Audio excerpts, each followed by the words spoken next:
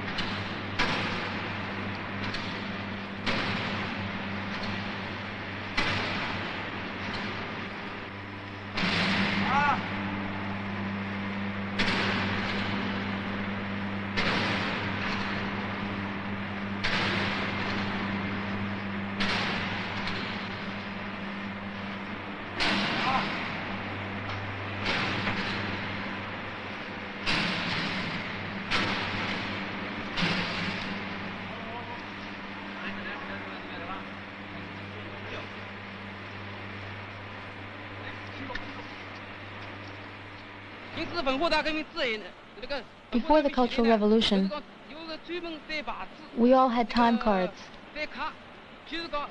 Let me show you. We had to punch in at the main entrance. Here there was a large board. There were 300 of us in the shop. You had to have your card punched every morning. You had to punch in on one side, turn the card over, and put it back. We had to punch it twice, in the morning and out in the evening.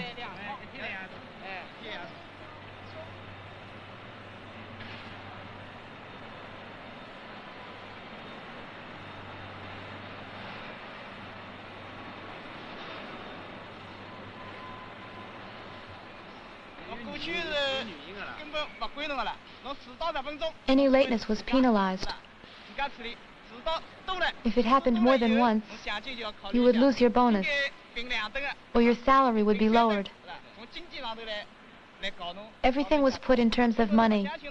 No one believed in our political consciousness. It was a way of dividing the workers. We don't punch in anymore. Everyone is conscientious. There are only a few who arrive late, and they just explain why. For example, suppose you live far away and come to work by bicycle. The chain breaks on the way. You arrive late. You just tell your comrades what happened. Everything is explained, and that's the end of it. There are still some workers who lack self-discipline. We have to try to educate them very patiently. We try to convince them. Since the Cultural Revolution, we take our work more seriously. We've progressed ideologically, and our consciousness is higher. People are seldom late now and show a lot of initiative, so our production has increased considerably. If you have confidence in the workers, they'll show initiative. But if you don't trust them, they'll lose interest in their work.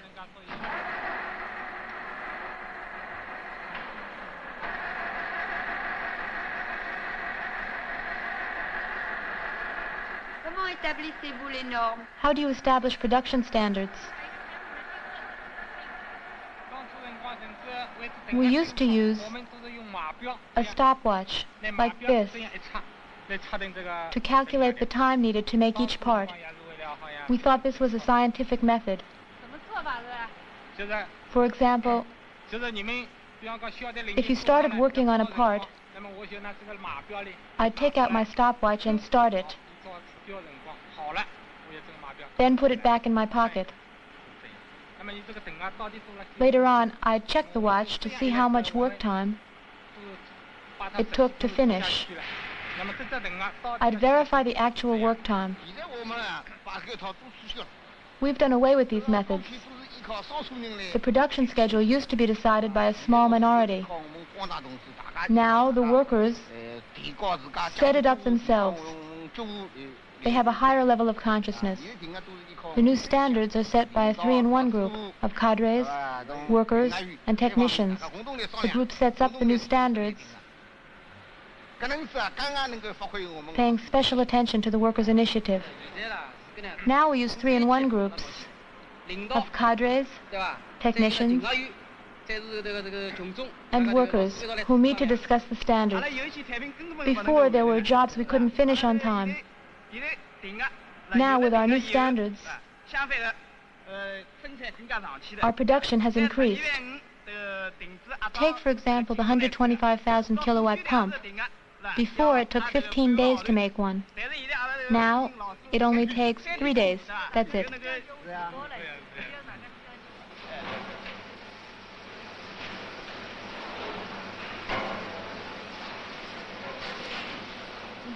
How much do you earn? The salary question is a complicated one. We inherited it from the old society. There's a nationwide effort to narrow the gaps. I started at the factory after the liberation. With my seniority, I earn 105 yuans. And you? 74. 80 yuans. I make 69 yuans. I make 53 yuans. I'm new. I make only 42 yuans. 58 yuans. In our shop, the highest salary is 126 yuans. And the lowest is 42 yuans. 42 yuans. The workers are organized in groups of 12. Each person, besides his regular job, takes on other responsibilities for things like health, safety, or bookkeeping. This keeps the office staff to a minimum. In these same groups, people discuss the political side of everything, from national issues to everyday life.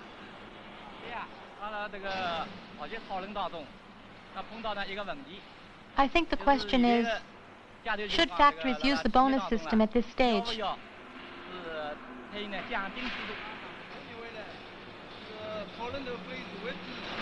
If we raise this question in the context of socialism, I think we must differentiate between a cash stimulation and a reward system.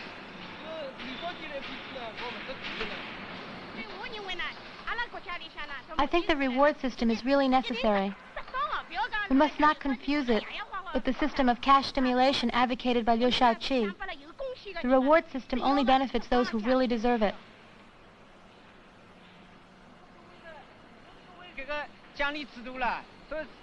You say the reward system benefits the most deserving. Therefore, only a few workers, in other words, those who work more. I don't see much difference between the cash stimulation and reward systems. I say we need the reward system. At this stage of socialism, advanced workers who make significant contributions should be rewarded. The reward system is necessary. I don't agree with her. She says the reward system is only for those who've made significant contributions. If that's true, then it concerns very few workers.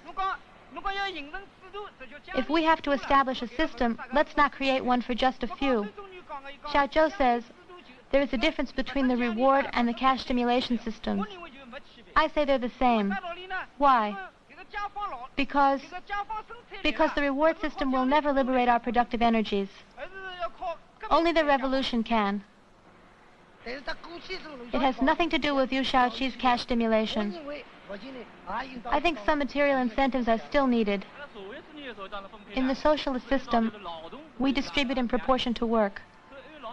To each according to his work. If you do a lot of work, and your level of consciousness is high, you have a right to an appropriate material reward.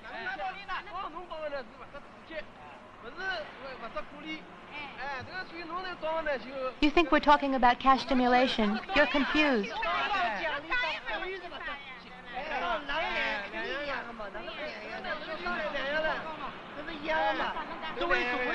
In a socialist society, each worker must become a conscious revolutionary. Otherwise, we'll stay dependent on rewards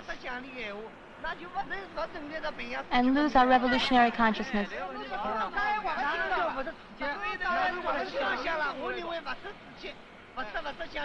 The rewards only benefit a minority.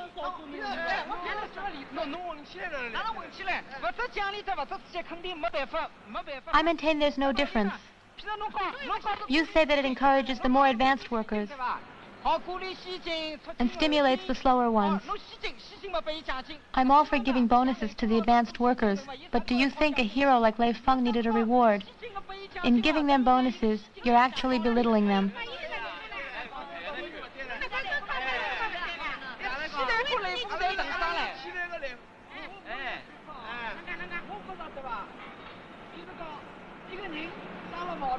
For example, take a sick man who needs medical care.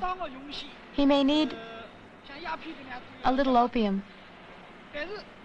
But you're healthy. And if I give you some opium, perhaps it will make you feel good. You'll respond to the stimulation, but gradually you'll need more and more, and finally become addicted. Nowadays, we don't work for capitalists or bosses. We work for the people. That's why the quality of your work directly affects all the workers. When you understand the new production methods, you'll take your work more seriously. As long as we emphasize the political side of things, there's no harm in material rewards. And they go along with the principle of from each according to his ability to each according to his work.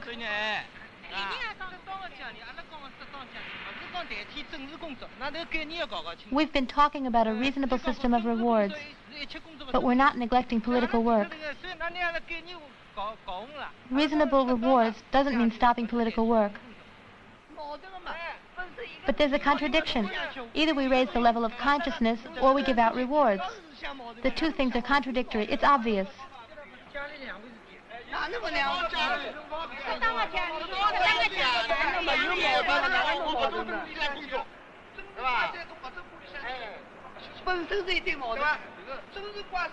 Everything depends on politics, including economics. It's got nothing to do with rewards. Chairman Mao wasn't talking about rewards when he spoke about just ideas and the transformation of the world. But you're forgetting what Lenin said about using propaganda to help production. Yes, Lenin said to consider historical context, otherwise nothing makes sense, right?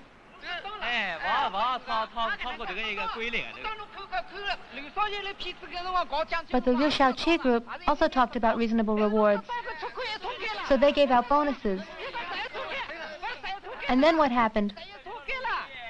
Look at what happened in shop number 11. They decided to use the reward system. And what good was it? In the beginning, little by little, the bonuses were not so important.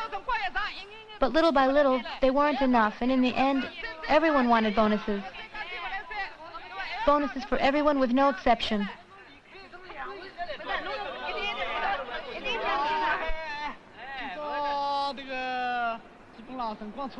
I think time is almost up.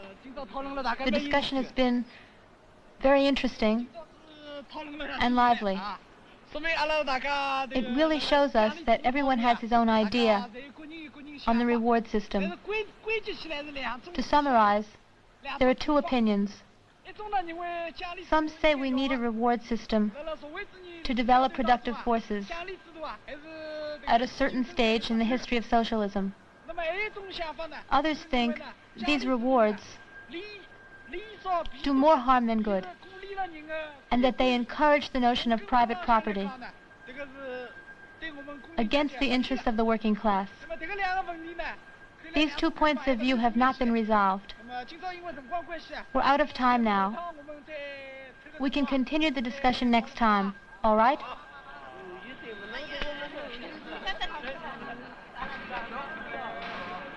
The discussion here has come to a temporary halt. But as soon as the meeting is over, our cameraman, Li Tse-Chang, picks it up again. Before long, the entire film crew is in a heated debate over the same questions. Official policy is in favor of eliminating the bonus system, but putting that into practice is another matter. In many places, the question remains open.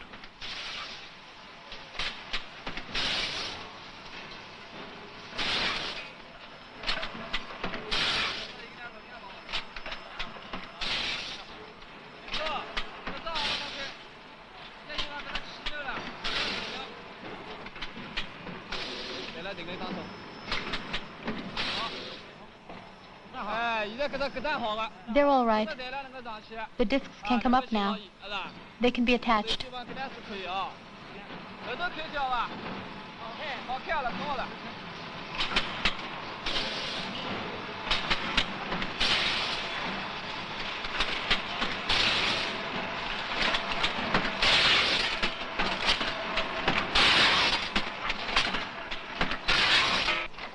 Cheng and Huang are two officials in charge of running a generator factory. We met them at an exhibition on the Paris Commune. I've worked here since the liberation of Shanghai. First, I was a worker. Then I was a party official until the Cultural Revolution. When the party committee was reinstated, I became assistant secretary.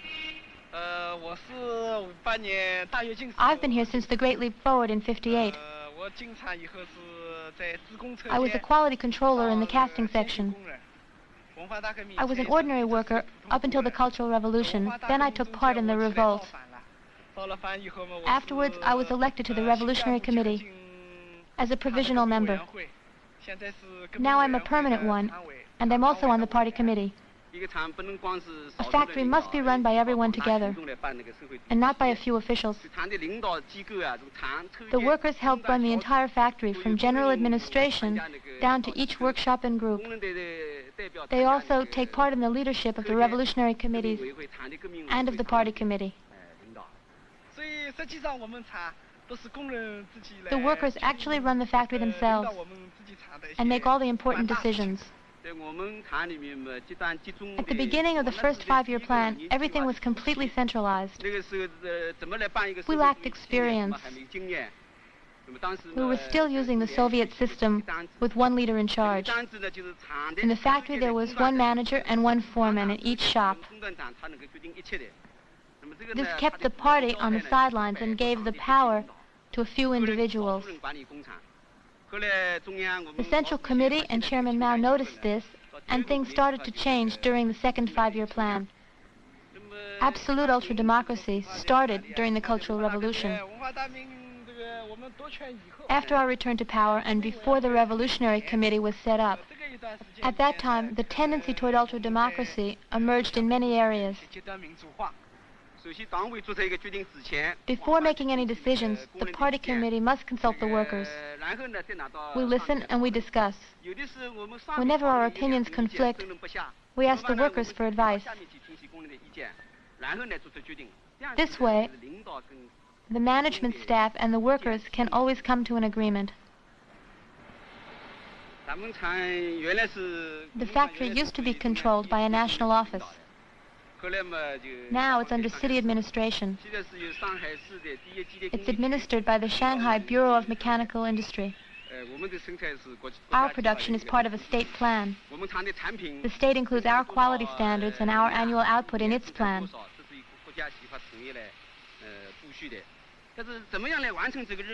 But the factory takes all the initiative in getting the job done and in mobilizing the workers.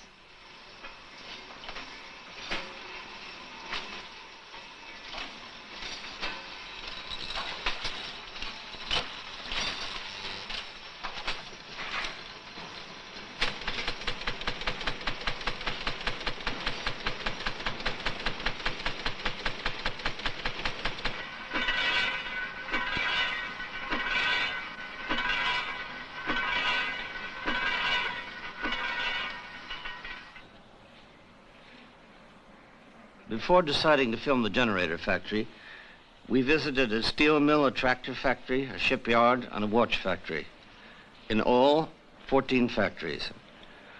Some were well known for having played an outstanding role in the Cultural Revolution, but they weren't what we were looking for. We chose the generator factory because it had no special recommendation. It is just an ordinary factory.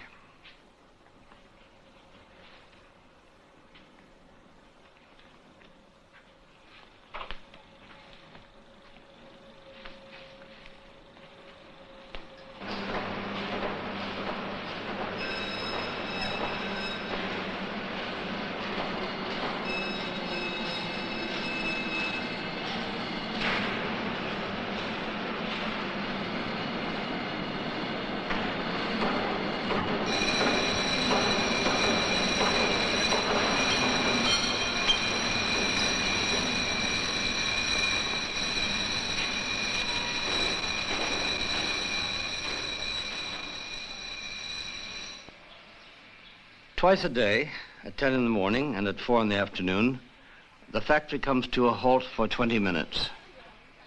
The workers find many different ways of using the rest period.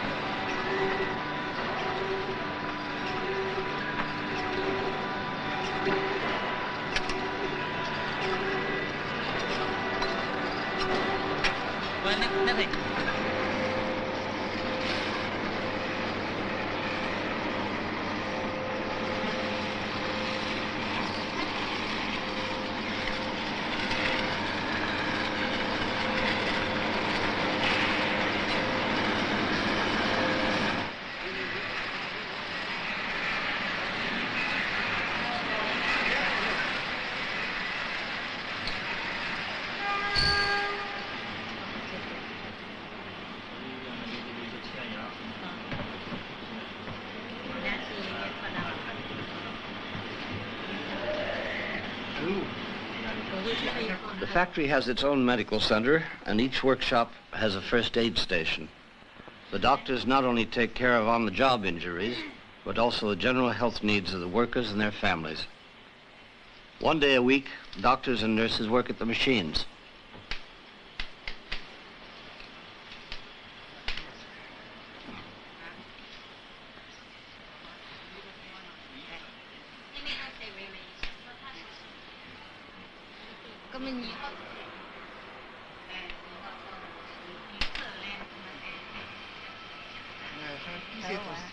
I feel faint sometimes,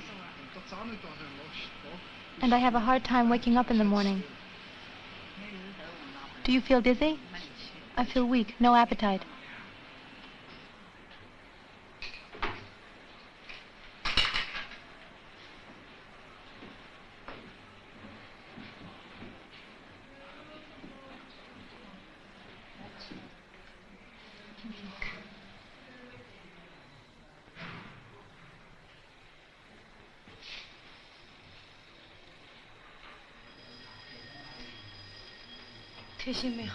The baby's heartbeat is fine. You can get dressed. Do your feet swell? Neither of them?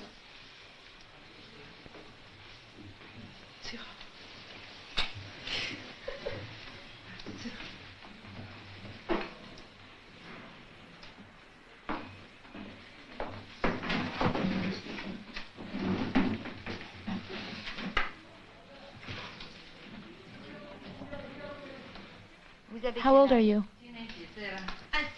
26. Is this your first child? Yes, it is. How long have you been married? Almost 2 years. When will you stop working? After the 6th month, we get lighter work. If you work on a lathe, for example, you can switch to the supply room. If you prefer to have your child in town, you can go to Shanghai a few days before. Yes, you can stop 2 weeks before. That way you can go to Shanghai. I will then. Maternity leave is 56 days, right? If it's a difficult birth, 77 days. 70 days. But if you need to ask your doctor to extend it, he'll agree. On maternity leave, we still get our salary. Yes, 100%. Nothing is deducted. In the medical center, we also have a family planning program. During consultations, we give advice and information on birth control. Some women take the pill, others use an IUD. If someone wants an abortion, we handle that too. Who takes care of the baby after it's born? All the children go to the nursery on the factory grounds. While the child is nursing, the mothers work 7 hours a day, with 1 hour for nursing. Yes, 1 hour. The babies go to the nursing room when they're 56 days old.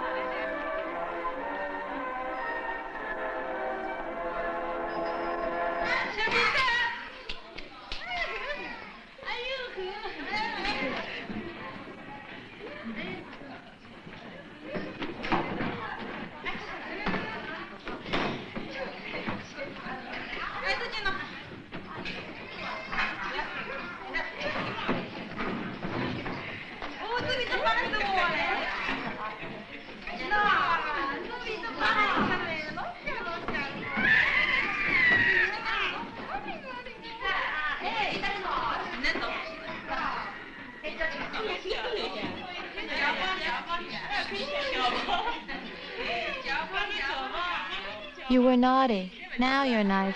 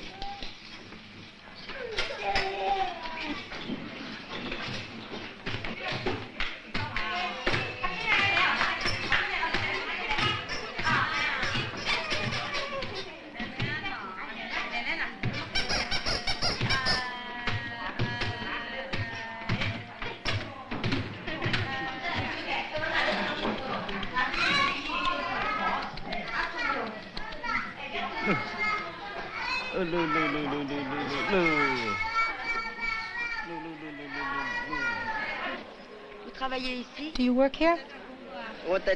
Yes, I do. What do you do? I'm an arc welder. Is your wife here with you? No, just my daughter. My wife works in Hefei. Then you take care of the baby yourself? Yes, I do. How come your wife doesn't take care of her? She's been with me ever since she was born. My wife was in Shanghai, and she didn't have any time to take care of her. She didn't have any time. Let's go home, Daddy.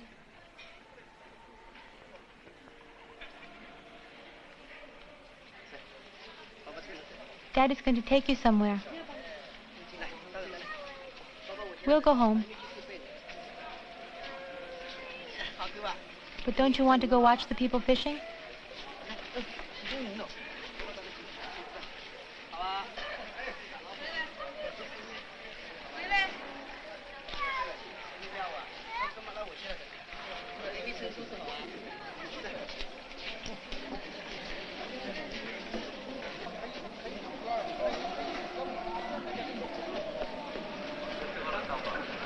Some of the workers live in Shanghai, 20 miles away. Many of them prefer to go home only on weekends. During the week, they live in this building, on the factory grounds. Workers and cadres share rooms for 6 to 8 people.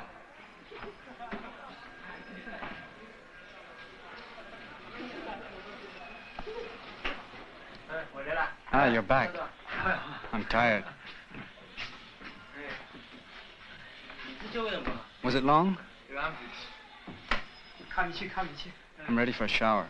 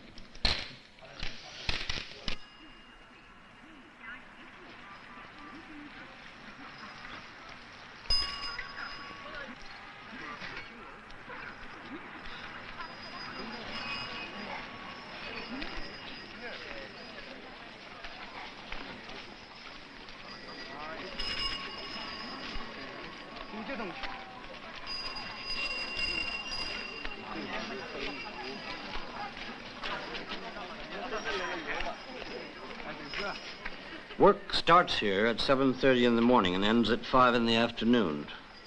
It's the same as in most other factories. In addition to the 2 daily breaks, work stops for lunch between 11:30 and 1 o'clock. The factory employs more than 8,000 people in dozens of shops and offices. Our problem is how to bring the factory's leadership closer to the workers. Political consciousness and production can still be improved. Since we've become managers, we've often been tempted to sit back and relax. We work less and spend more time in the offices than with the workers. We usually just hand down the orders. Even the new cadres should do a lot of manual work to keep in touch with the workers. It's also the best way we have to keep check on revisionism. We've all been workers, Huang too. But if you stop manual work, you forget what it's like to be a worker. Besides, we must stay in close contact with the workers to really understand all the production problems. Our presence gives the workers a chance to tell us what's bothering them and to criticize our weak points. It's very important in changing our ideas and in our work.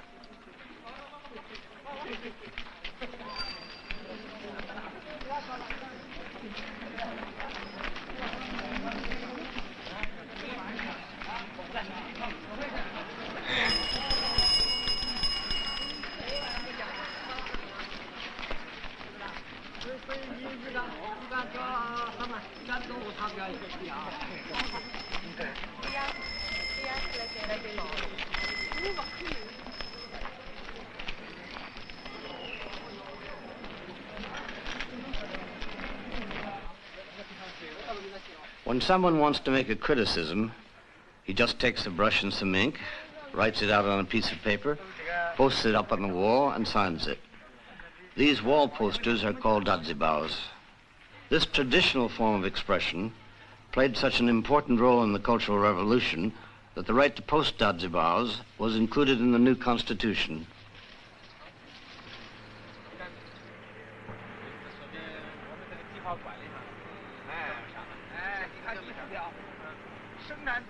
Look at this. The production group is isolated, like a goalkeeper. It doesn't look like communist style to me.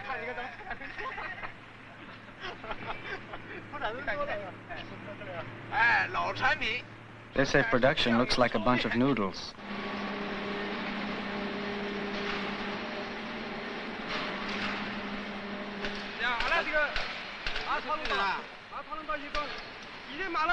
We've been talking things over in the shop.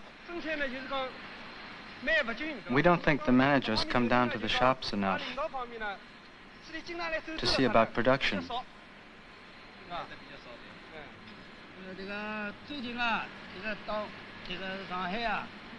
In the Shanghai watch factory, they've put up revolutionary dazibaos. Our whole section is talking about it. Today, the party committee has sent Comrade Chang to visit our section. This proves they are trying to follow the watch factory's example. We hope you'll come back when we've finished our discussions. We'll let you know. It's good that you've come down to the shop. I happen to have a question. You can see we have a lot of stators, 100, 200, maybe 300, but almost no rotors. So we can't do any assembling. Our problem is we need more space and more manpower. That's what we need. How's it going? Not too bad. But we need machines. Like that one. We need to buy some more. We don't have enough. And as Xiao Kao said, we need rotors. Newspapers in Shanghai have just published the articles and dazibaos written by the workers of the watch factory. The articles explain why they criticize the existing management and how they are experimenting with a more democratic system of factory management. In China, one of the essential roles of a newspaper is to make these experiments known, whether they are ultimately successful or not. For the last few days, articles about the watch factory have been stirring up a lot of interest in the factories around Shanghai, including the generator factory.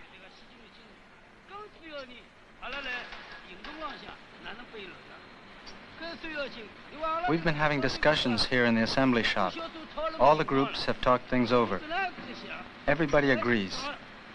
What the watch factory did was really good, but our factory is a big one, with 8,000 workers. The watch factory is much smaller. They produce less. We workers think that our factory, compared to the watch factory, still has a long way to go. We've got a lot to say about the management. Our dazibaos will be aimed at you. For example, about the work schedule. At the beginning of each month, we haven't got much work, but at the end of the month, we can hardly catch up. This is the kind of thing you managers ought to know about. The work plan must be more precise.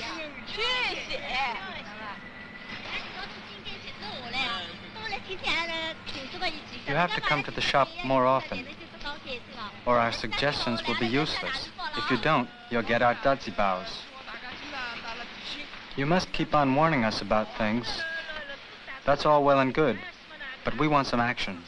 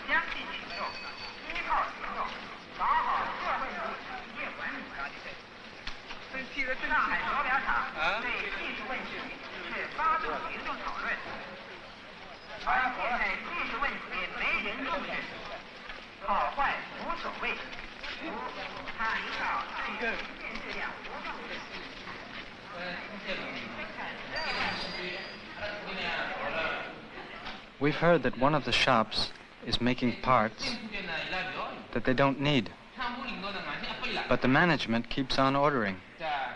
That's a waste. If that shop doesn't need any, we can give them to other shops.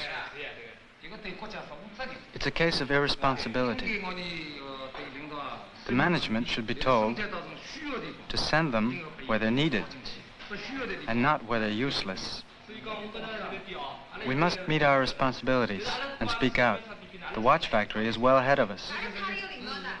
As for the administrators, we hardly ever see them in the shops. They're used to listening to production reports from behind their desks, so they can never solve the workers' problems in time. What can we put for a title? Well, what about "There's an old ox pulling the cart," which means we want the managers to help increase production. When did the watch factory article come out? March 10th.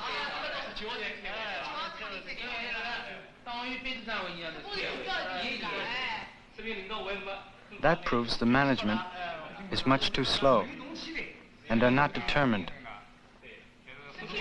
You try to call them on the phone, but the line's dead. It's like having a flat tire. The wheels are stuck in the desert sand. Yes, that's good. A truck gets stuck in the desert, and it makes a lot of noise, but doesn't go anywhere. Yes, the truck doesn't move. Good, let's write. We're driving a truck in the desert. In the desert. The first sentence is, our truck is in the desert. The motor is making a lot of noise, but the truck doesn't move.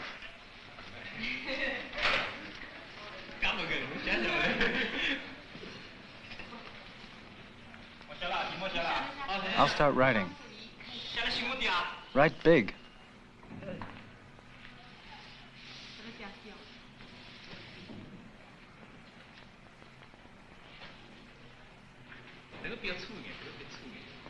That line, thicker. A truck rolling along. Pass me the blue pencil. Here it is.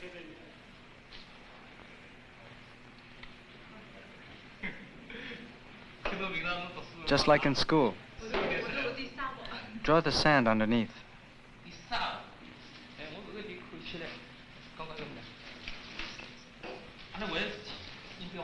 The comparison must be clear. It looks like... It's on the next page. Here. Technicians have united with the workers to improve production. We must protect the fruits of the Cultural Revolution. And here, we must establish new relationships between management and workers. Is it ready to go? We've emphasized how far behind we are in relation to the watch factory. 1, cadres must do manual labor. 2, get the workers to help improve management. Right? 3, stay in contact with the workers to solve problems fast. 4, resolve production problems dialectically. That's all?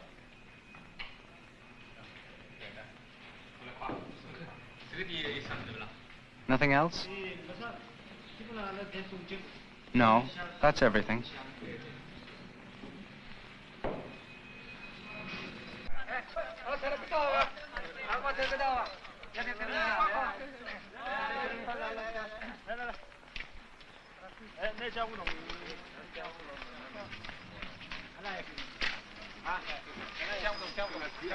Bring the glue. Over here.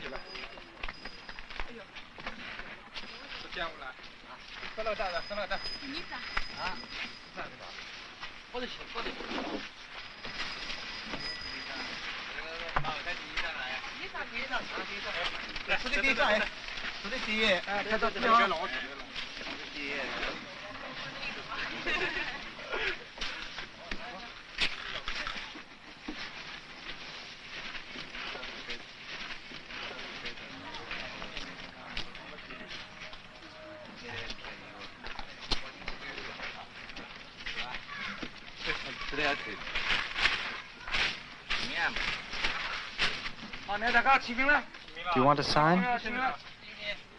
Who wants to sign first? Go on, go ahead.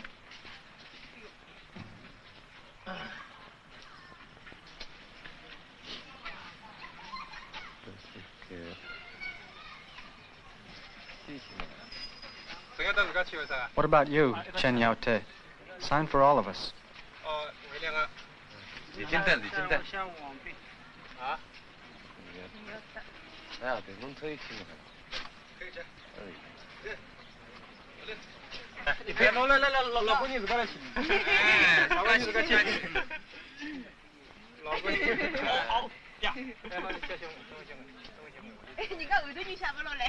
Leave some room for the others.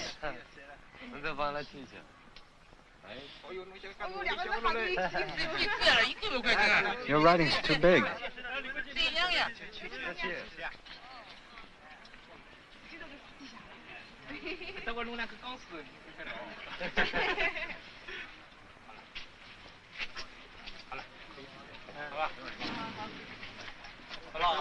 How's that? Okay?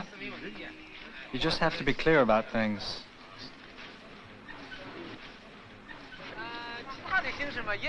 There may be other ways of doing things, but we prefer dajibaos. This way, our criticisms get around to all the workers. The workers heard about what was happening at the watch factory through the newspapers. They were excited about it and decided to do something along the same lines. In studying the watch factory, we managers realized how far behind we were. So we asked the workers to join us in starting this campaign.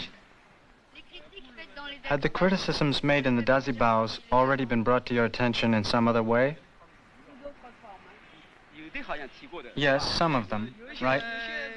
Yes, for example, some of the buildings have leaks, and there are production problems. We've made some changes in the way we work, but we're still not close enough to the workers. The distances between us still exist. We leaders have a hard time changing our views. It takes time. Chairman Mao says, as we transform the objective world, we must also transform our thinking, so that our ideas adjust to the new reality. That's why the workers say, we're like a car stuck in the sand. Are dajibaos the same today as they were during the Cultural Revolution? Their form is the same as at the beginning of the Cultural Revolution, but the content has changed. During the Cultural Revolution, their main objective was to condemn the reactionary bourgeois line of Liu Shaoqi. Today, they criticize mistakes made by officials in their work. The old dajibaos were aimed at an enemy. Now, they aim at contradictions in the new society, so they're different.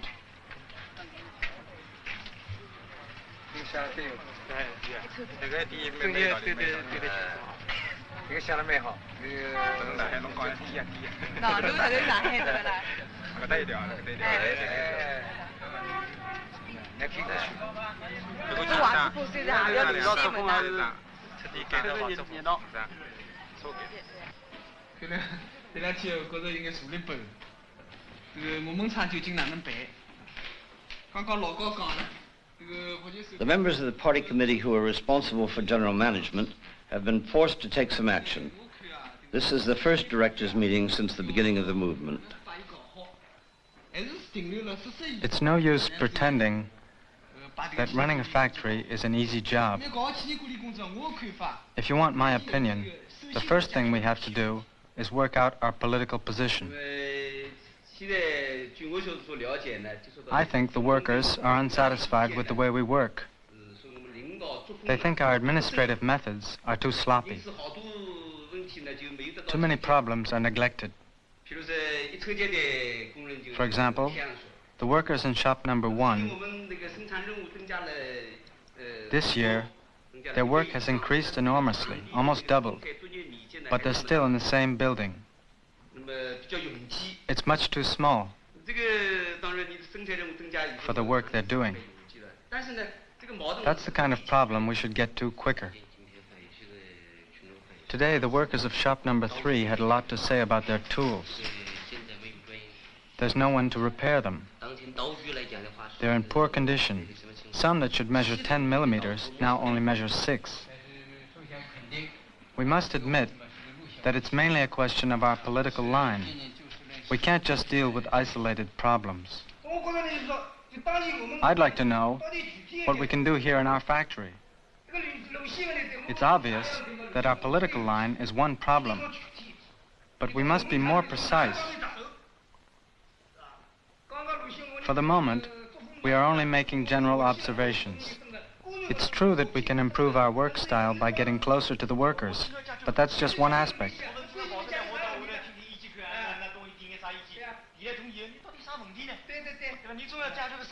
But if you go to the workers, you can solve things. And if we don't decide things here and now, we'll be criticized later on, and we won't know what to do. Don't you think so? I agree with Huang when he says that work style and management policy both depend on your political position. The political line you follow will determine the way you work. The question of political line seems abstract, but in fact it's concrete. There are dazibaos everywhere. The party committee should appoint people to study each of them. We must try to give an answer to each dazibao. The workers must know that we are taking their criticism seriously. That will encourage them. Otherwise, we'll have more and more dazibaos, but no action on our side, and the workers will get discouraged.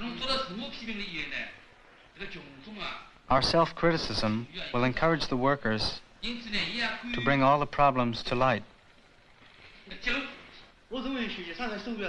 To profit from the watch factory's experience, we must take a good look at how our managers work. Over there, they take part in manual labor. I'm a new cadre. Since 1970, I've only worked once in a shop. Just once in 3 years, and I've never gone back. I'd like to point out that last year, some members of the party committee went to work in the shops for 3 months. The workers were pleased. But this year, we have a smaller staff and more work. There's a lot that should have been done. So I'd like to ask the leadership to act on this. Before April, we must send some comrades to work in the shops.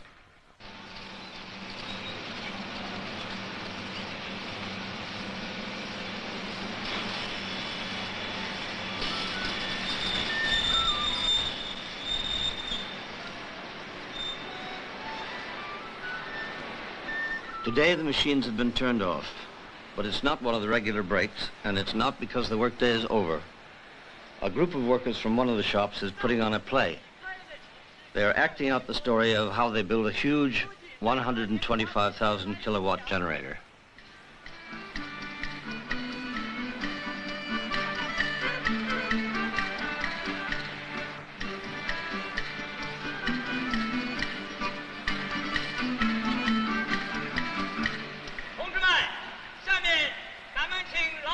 The scene opens with the actor who plays the part of the party unit secretary.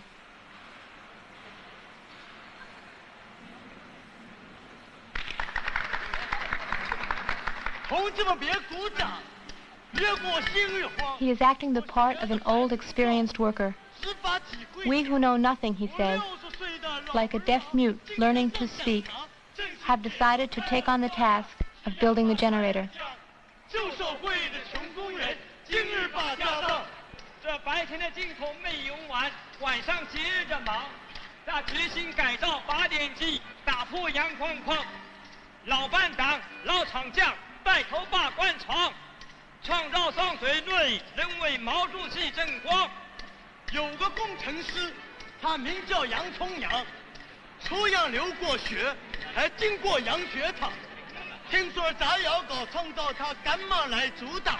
这双水内人发电机是个沙漠。 This is the engineer, loaded down with foreign diplomas. He opposes anything new that he hasn't read in his books. 我说工程师，你这是啥思想？ The older worker gives him the scolding he deserves. 斗志坚如钢，自力更生，奋发图强，毛主席方向。 攀登世界高，奉为祖国争光。闯将一番话，语重心长。 The engineer presents his self-criticism. 满脑洋框框，爬行主义、洋奴哲学流毒有多广？有志接受再教育，为毛主席争光。三结合，设计组，闯上头长耍。今我一出死，兴旺一出响。 造出3颗发电机，胸有朝阳，有心把歌唱，要起埋带长，跳舞蹈吧，腿脚不利索，打起竹板把天津快板说，老厂匠这节目到此告段落，到此告段落。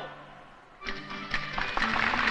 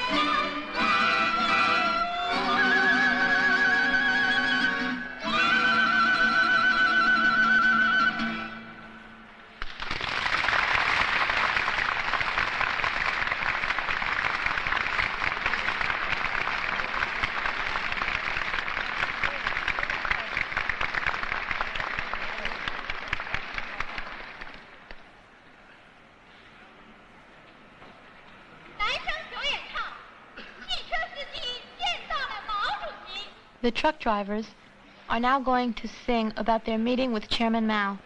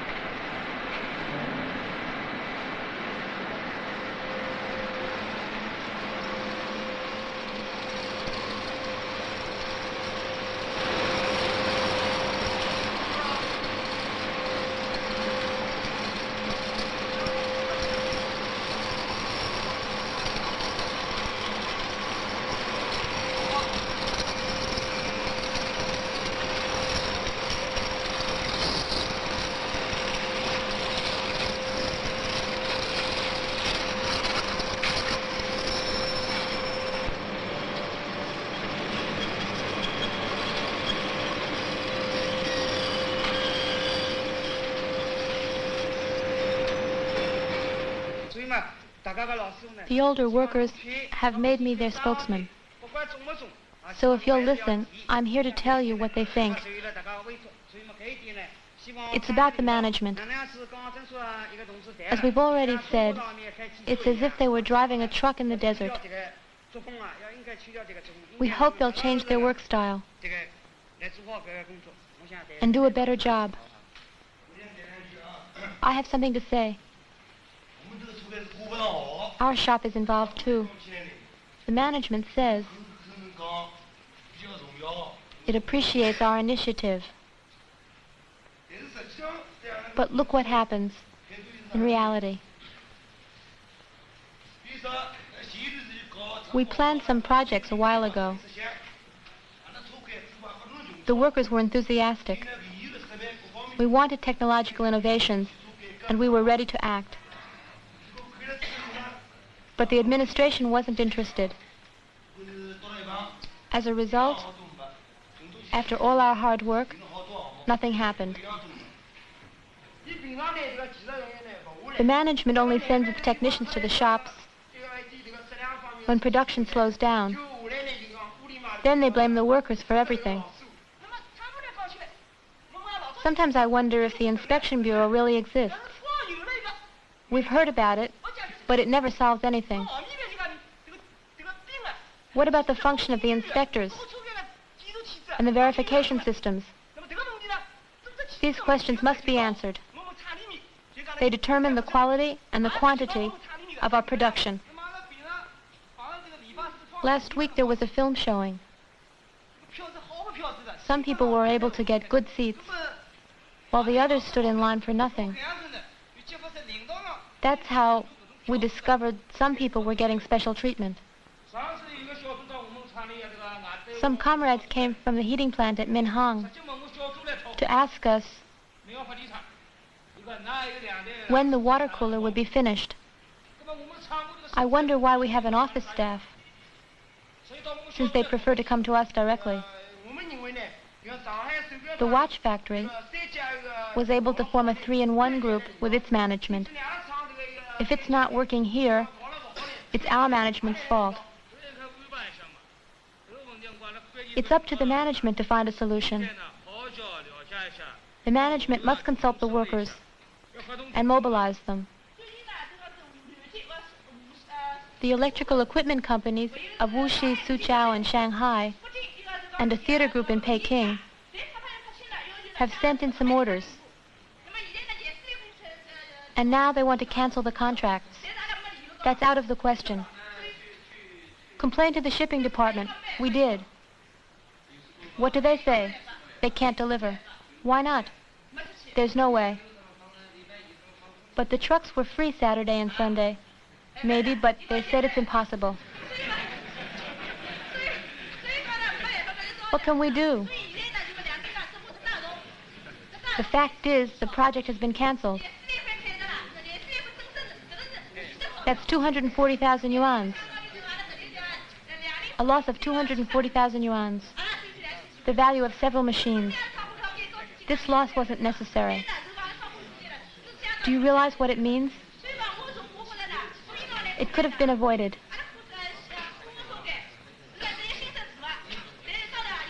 The other shops are always ready to back us up.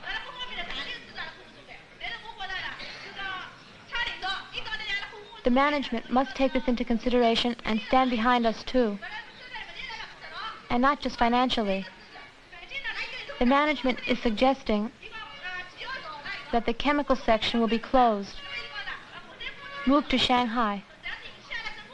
That's demoralizing for the workers. They feel they are working very hard on an abandoned ship. As far as we're concerned, the shop shouldn't be closed. We want to keep it running and increase production. This is one more proof that the workers still have confidence. It all depends on the management. It's up to the management. They only come to the shops to check on supplies. Working conditions don't interest them. That's why work isn't done very conscientiously. Now we know what the workers think, but we'd like to hear from the party officials too. What's going on? The management is off in a world of its own. You can smell revisionism all the way up to the head of the party. They have cars, and they hold meetings.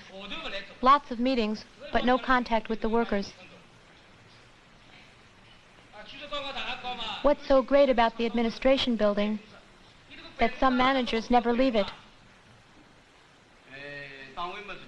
Yesterday, we had a meeting of the party committee. We're determined to follow the watch factory's example.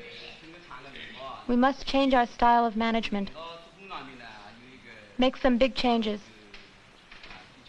I mean, in the way we work. This is what we plan to do. First, we'll form a group to go through all the questions brought up here, so that each one gets followed up. We'll have to work closely with the workers to accomplish this. And we'll also explain our failures. The comrades were right in criticizing me, and I'll have to correct my mistakes immediately. They were right in criticizing us for hiding behind a lot of talk and red tape. I think they were right. The meeting has to stop now because time is up. We'll have a new meeting at 5:45. This one is already very positive. Lao Li or any other comrades? Do you have something to add?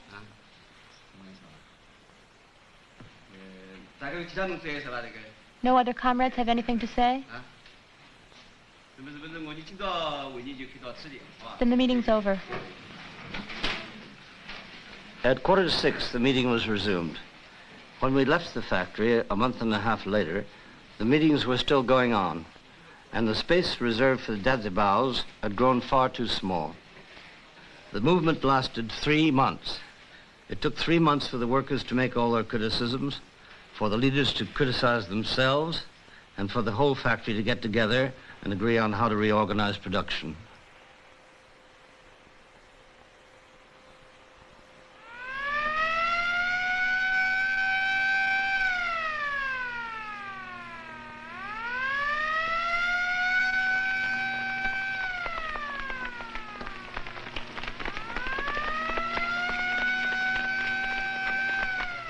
In China, an official motto says, "Be prepared for the possibility of war." These words are not taken lightly. In the generator factory, 2/3 of the workers belong to infantry units or anti-aircraft batteries. The factory militia, as part of Shanghai's general defense plan, sees to it that neighborhoods, factories, and universities all organize their own defense.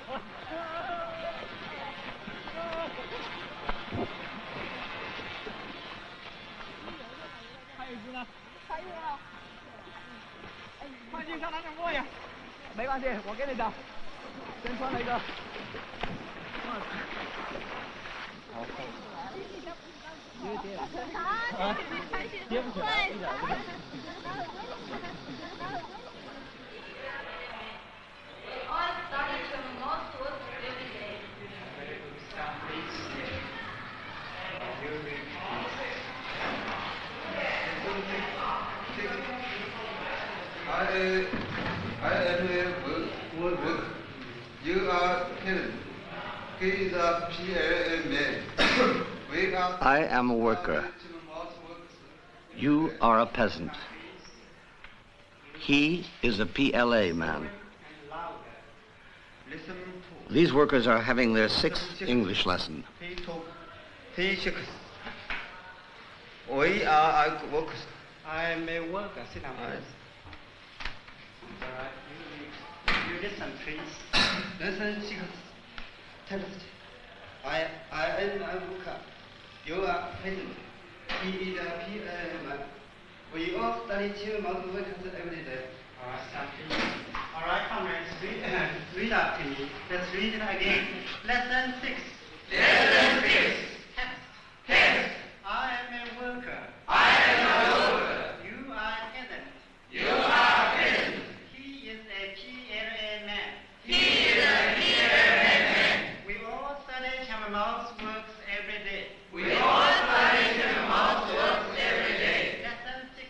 Lesson 6. Text. Text. I am a worker. I am a worker. You are a peasant. You are peasant.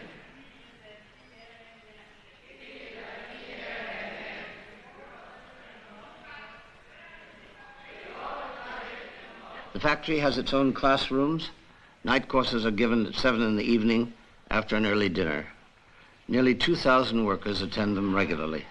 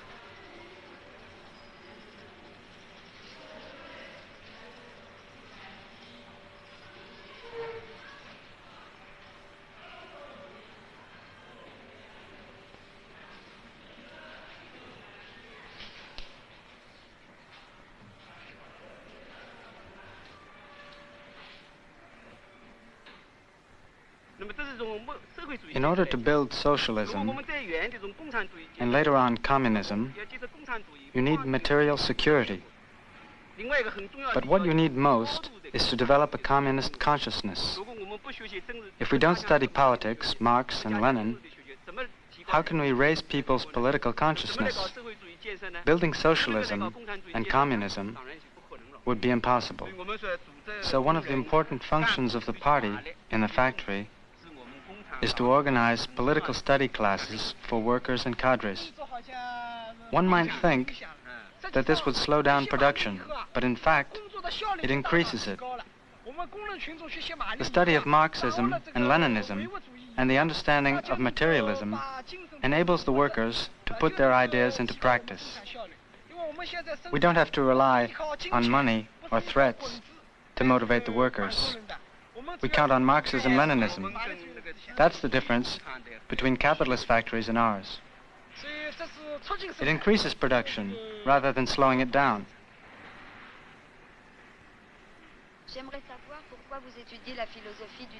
I'd like to understand why you study 19th century philosophy.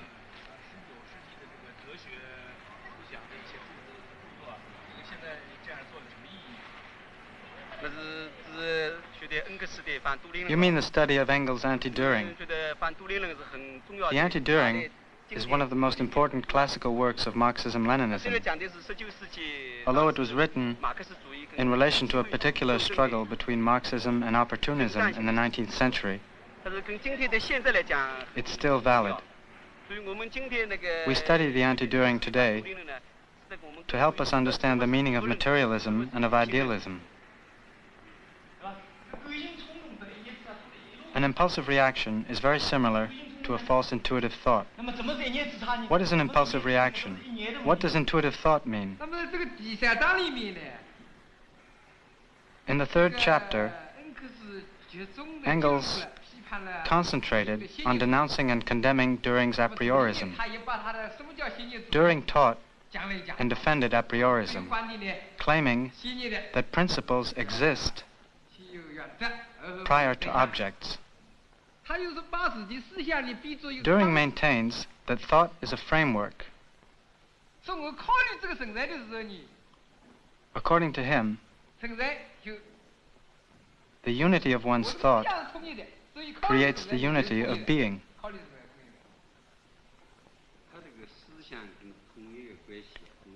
For Düring, the relationship is that the unity of thought comes first, and that of being comes after. Let's say I want to go somewhere.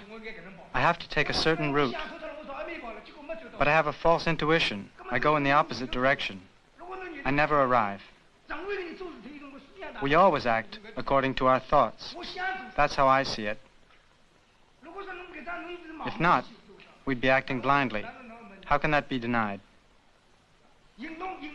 What commands action, if not thought? First we have a concept in our head, then we act. You're wrong. If the concept comes first, that means thought.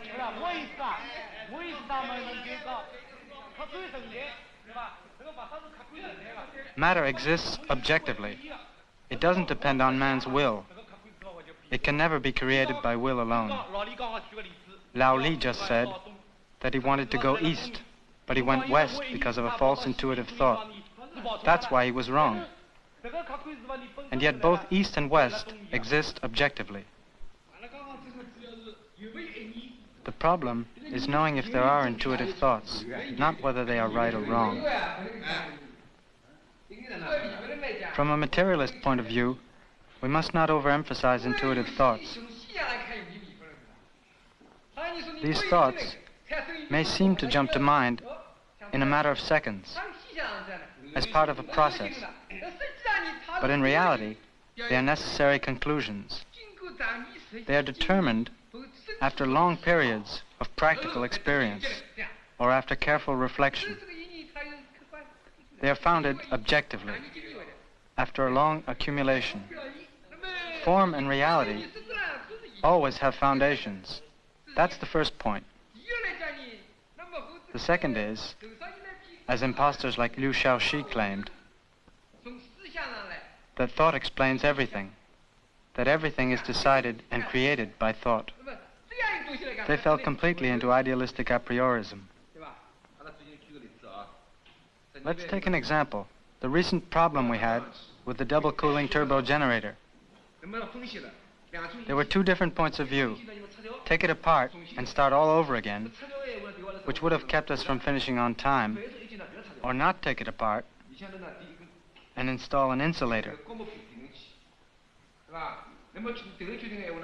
Taking it apart would have kept us from getting the job done, but installing an insulator was just what we needed.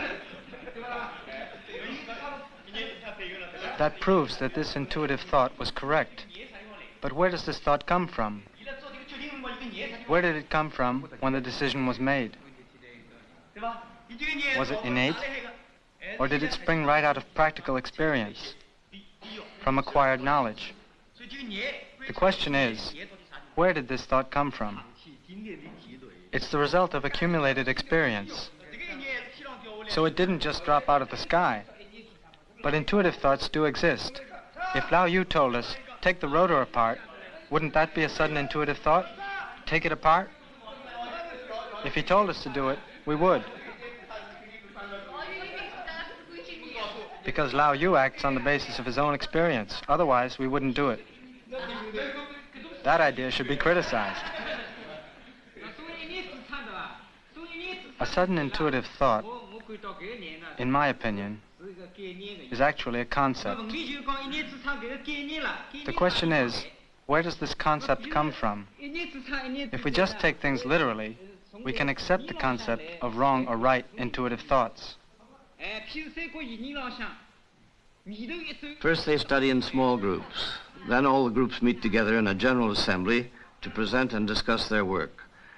These workers come from families that were illiterate just 30 years ago. Today they have begun to reflect on philosophical issues which are considered too important to be left in the hands of a few specialists. Mao Zedong says, philosophy must liberate itself from the lecture halls. It must enter into each person's life.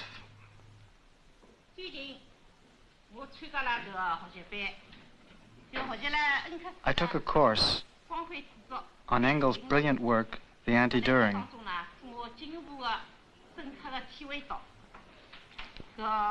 I've understood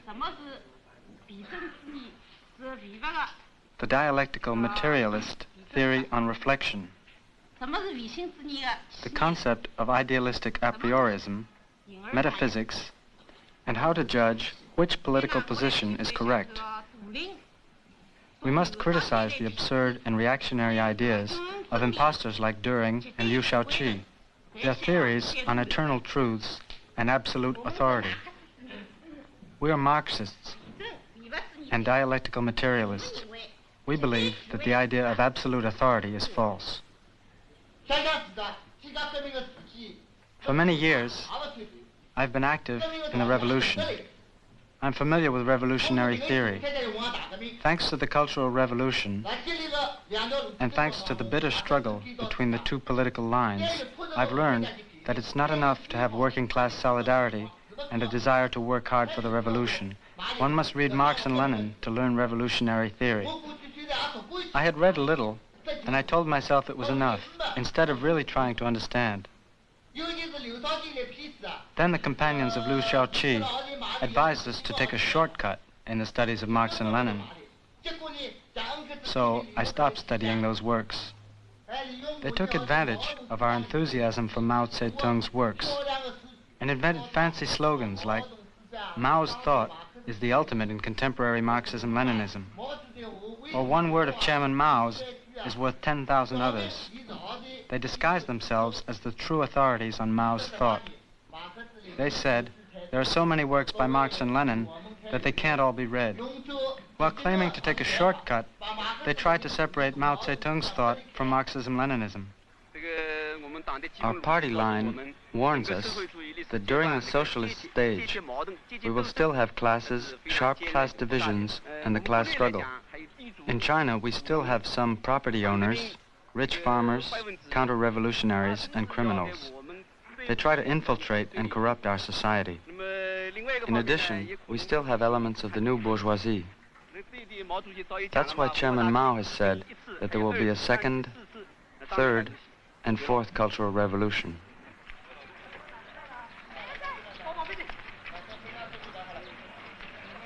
During the Cultural Revolution, students and workers went to the countryside together. It was the first time for some of them. They met the peasants and explained what was happening. The peasants also came to the towns to participate in meetings and public demonstrations.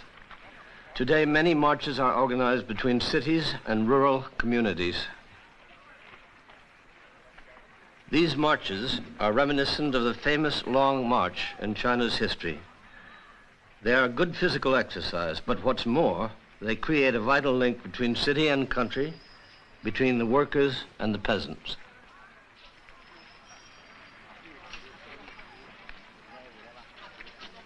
Today, 1,200 of the 8,000 workers in the factory will leave for the countryside. When they come back in 3 weeks, another group will leave. Not everyone agrees about these marches. Some people think that the missing labor force slows down production. We attended several meetings on this subject. The discussions went on for a long time. But even with many of its workers away, the factory still continues to function.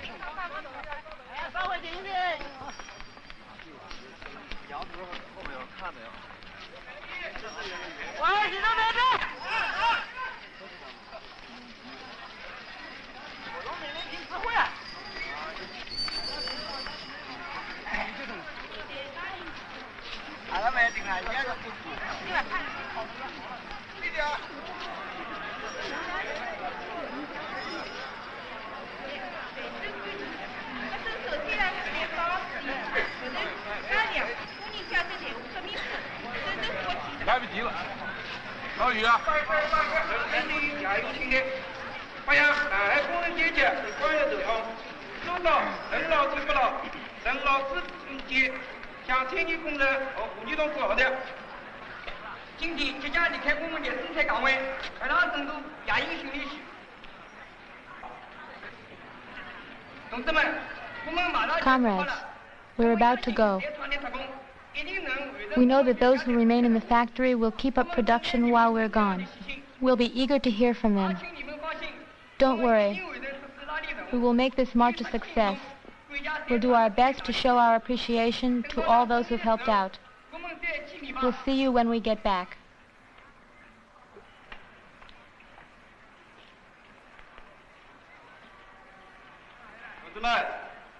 Comrades, the participants in this year's second march and field exercises are about to leave. Our past 3 years of experience have shown everyone in the factory the great advantages of these exercises. They do as much to keep up our morale as to develop our courage and physical strength. We hope that during this march you will continue to study, to uncover errors and contradictions, and to encourage the management of the factory. We hope that you will write and send us datsibas, which bring up any shortcomings you find in our work. We look forward to your return.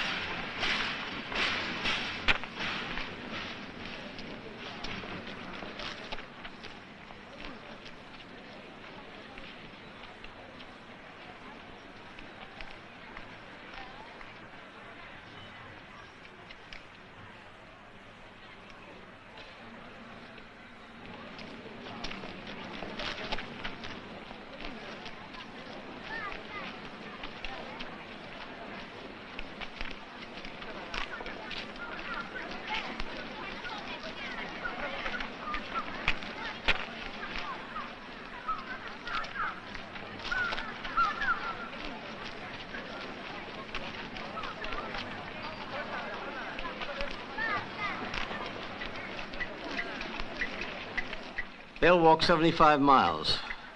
At night, they'll camp out.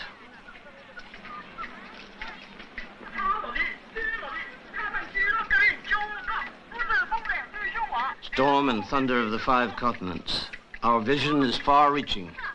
With blistered feet, we go forward courageously. Poems.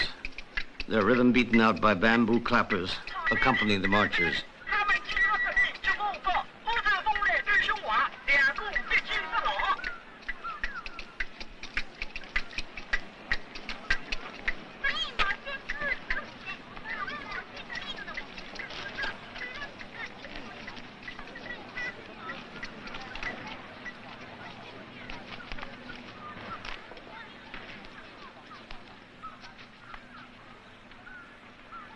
The peasants welcome them as they go through their villages. They work, talk, and live together.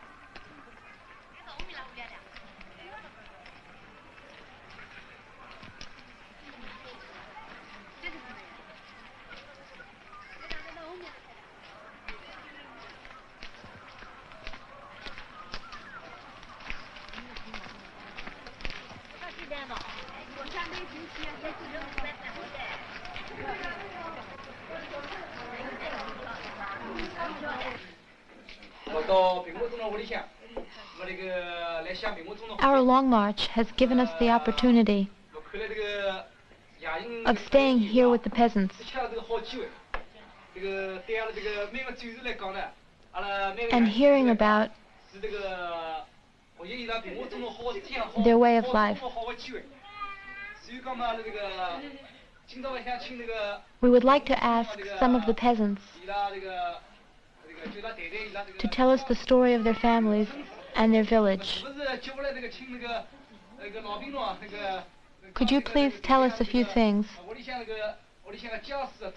about your past and also about the history of your family and the village?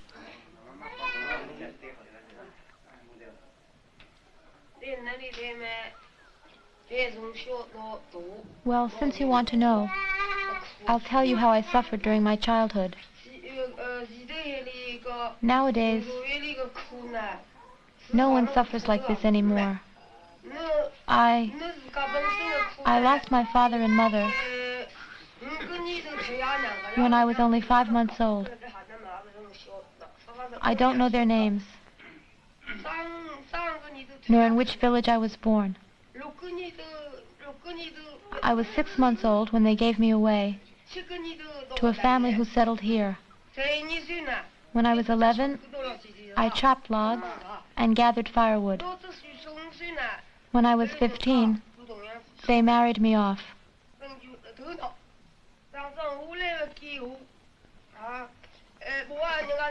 Today, women are liberated. It wasn't like that before. In those days, we didn't dare say a thing. The reactionaries oppressed us, and we had no one we could go to.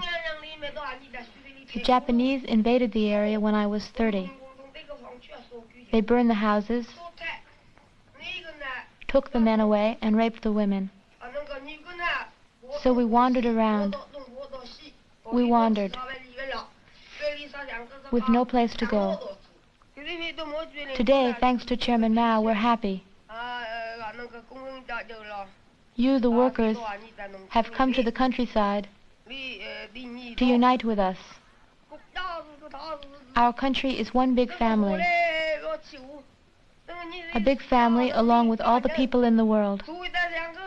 And it's getting more and more prosperous. And that's a good thing. Before, neither children nor their parents had wool clothing. But today, we have lots of wool clothing, and even several pairs of boots.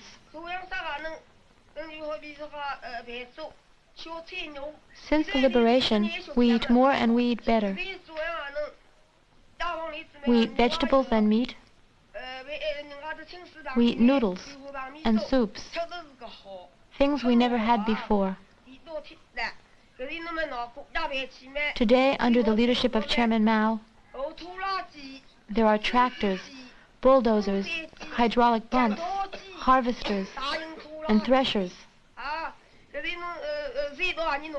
You can see all that in our village. Under the reactionaries, the poor stayed poor and the rich got richer. When we think back on that, it makes us laugh even in our sleep. It's wonderful.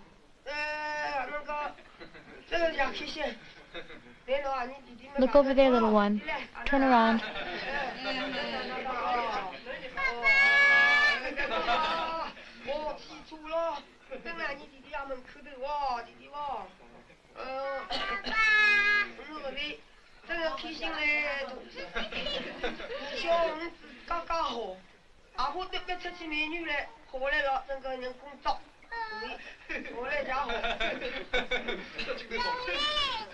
Look at the chicken, it's fat.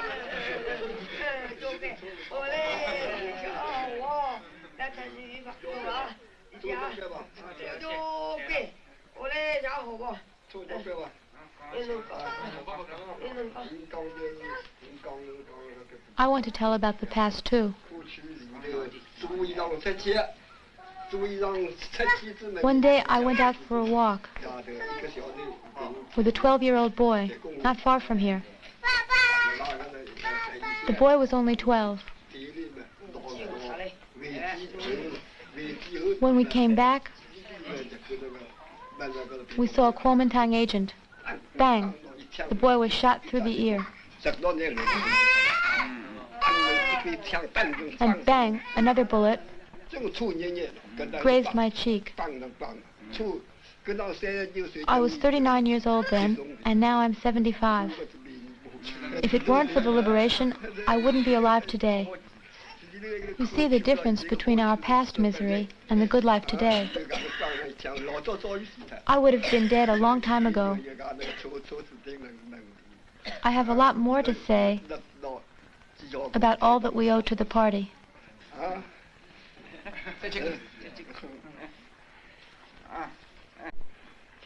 Go on. Go on, Grandpa.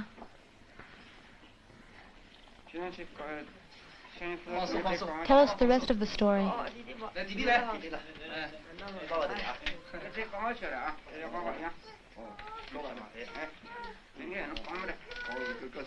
Now I'm going to talk about more pleasant things. I have a son who works for the city government in town. One day, he invited me to visit him. I asked how to get there, and they told me to take bus number 44 or 45. The bus went really fast. I felt like the wheels weren't even touching the road, like we were in the clouds. There were lots of cars, big ones and little ones, red ones and green ones, coming and going.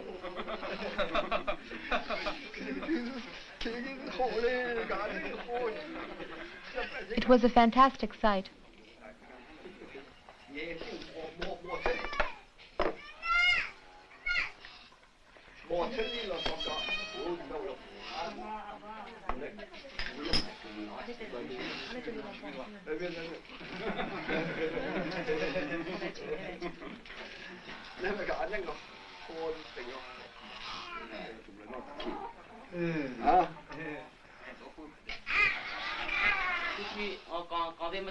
We've heard these peasant stories, the grandpa and the grandma.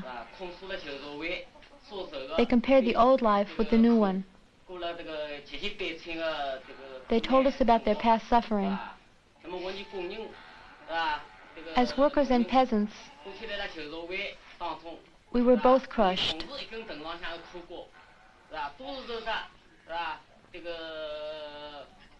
As workers and peasants, we were both exploited. We were treated worse than beasts of labor. My eldest brother used to work in a factory in Shanghai where he slaved day and night. He became ill from working so much. Finally, his strength gave out, and he collapsed at the end of a long workday. He died in front of the factory gate. My eldest sister went to work in a spinning mill in Shanghai when she was only a child. She caught leprosy and was thrown out the door. Eaten by leprosy, she died a horrible death. As for me, when I was still a child, I worked more than 18 hours a day. Now, Since liberation, the working class has freed itself politically, culturally, and economically. The young workers are listening to the veterans of the revolution who organized the first big railroad strike in 1923.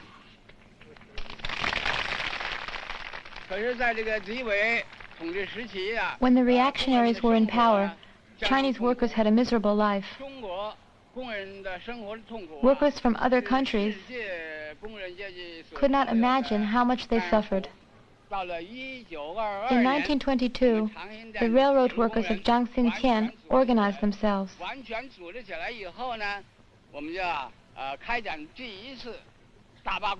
We held the first big strike on August 24th, 1922. It was the first big strike of workers on the Peking-Hankow line. The movement was based in Jiangxintian.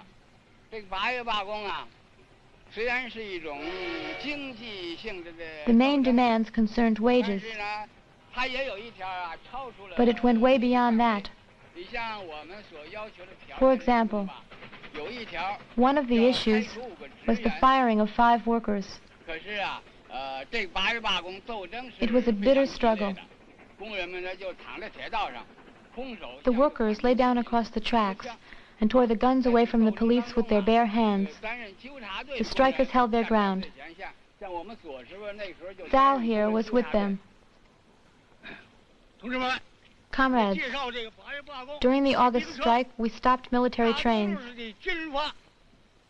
The villains charged us with their bayonets. We met them with our bare hands. Comrades, we were not afraid. We were not afraid to die. That was our revolutionary spirit. Justice triumphed over injustice. Comrades, with that spirit, we had won the first victory. Even though I'm over 80 years old, the revolutionary spirit is still there. I'm still in good health. Finally, I wish a long life to Chairman Mao and good health to all the peoples of the world. That's all I have to say.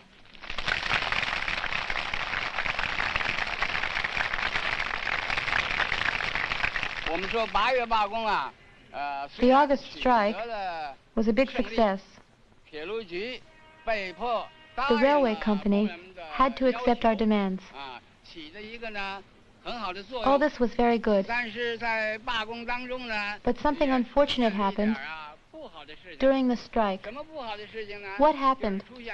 One man had turned informer. The strike officials had orders to arrest him. We put up a notice in front of the factory offices with his name and picture on it. Some people still didn't know who he was. One day, a group of workers were reading the notice when the director showed up. He was a foreigner, a Frenchman. The director came over to take a look and ripped down the notice. It's because this foreign director tore down the notice that we asked for his removal. We dared to struggle and dared to win. After that strike, we decided to form a union of railway workers. This union was founded in Zhengzhou on February 1st, 1923. On the night of February 6th, 11 union delegates, who were also Communist Party members, were placed under arrest. Liu Pingpo, our bearded comrade here, was arrested as he tried to pull a rifle away from the enemy. He got 1 year and 8 months in prison, where he continued to fight.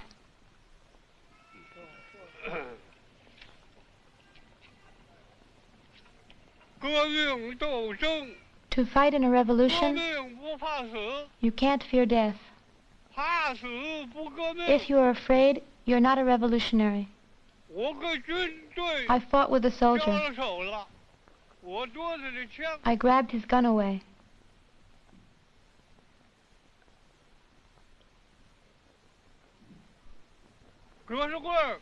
They fired at us. The first bullet killed Kushu Kwai. 1966. That is when these monuments were built. I was taken to be court-martialed in Pouting, where they put me in irons around my ankles, my wrists, and my neck. It was very bad. I still wasn't afraid. I continued to fight. We're old, but we're still strong. We've retired, but our spirits are still high.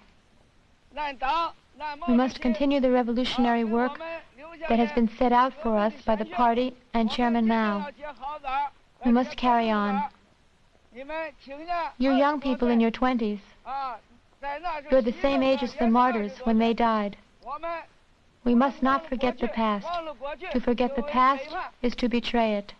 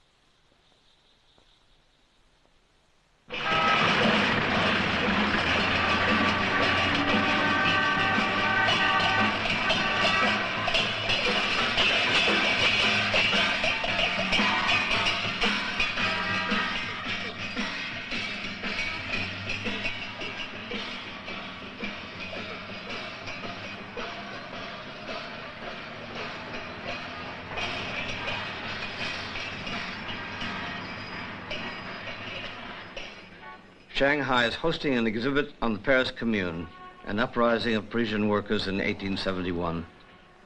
The old railway workers have told the story of a strike they once organized, and the old peasants have spoken to the factory workers about their past experiences. This is how the people increase their collective consciousness and transform their recent past into historical knowledge. Oppression has always relied on ignorance of the past. Today, the Chinese people want to rediscover their own history. They want to be masters of their own future.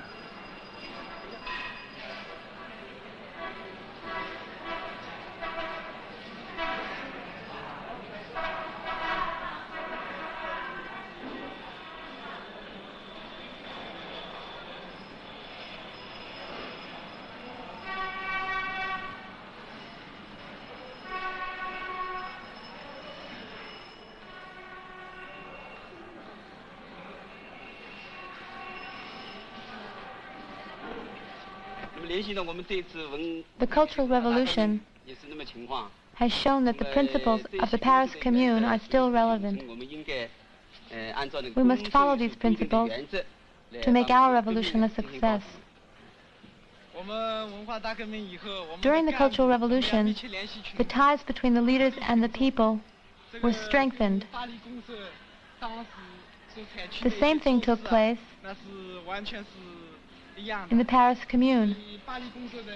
We believe that the principles of the Paris Commune still have practical value today.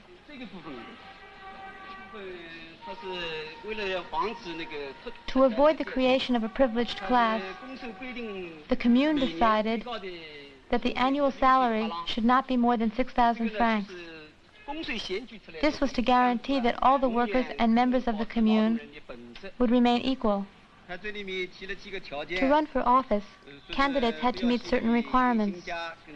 They got rid of opportunists, hustlers, and empty speechmakers.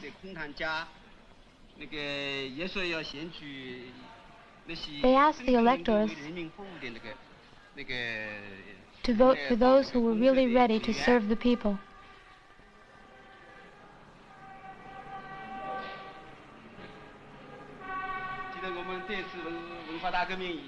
During the Cultural Revolution, some cadres were criticized by the people. Why? They had been courageous. They had never been afraid of the enemy. They had dared to fight in the revolution. In those days, they were paid in kind. Now, they're paid a salary. And life in the cities is much easier. Anyway, we lost contact with the masses, and our revolutionary ardor had cooled down. That's why the people criticized us during the Cultural Revolution. Our main task is to struggle against the hidden attack of the bourgeoisie. We must fight against bourgeois ideas and against the concept of private property. Then we can keep hold of and extend the power of the working class. To overthrow and then regain power, to revive a revolution that has lost its momentum. This was the meaning of the Cultural Revolution. The road to the future was made possible by those who marched in Peking.